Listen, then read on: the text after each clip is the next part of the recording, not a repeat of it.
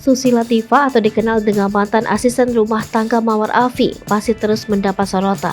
Pasalnya, setelah 8 tahun menikah, Mawar Afi menggugat cerai Steno Ricardo karena telah berselingkuh dengan pengasuh anak mereka.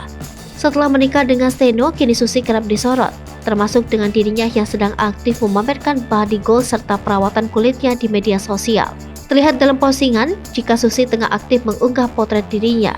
Susi nampak mengunggah potretnya tersebut di akun Twitter @usissga.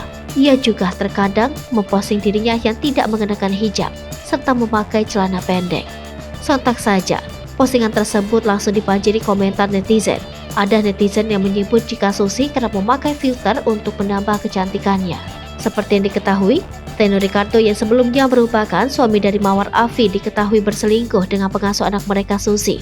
Tak lama setelah Steno cerai dari Mawar Afi yang menikah dengan Susi, kini dicap sebagai perusak hubungan rumah tangga Mawar dan Steno. Bukan cuma itu, Mawar juga sempat membocorkan soal kebiasaan jorok Susi yang telah dinikahi Steno. Ia juga mengisyaratkan kalau anak-anak belum sepenuhnya menerima sosok Susi sebagai ibu tiri.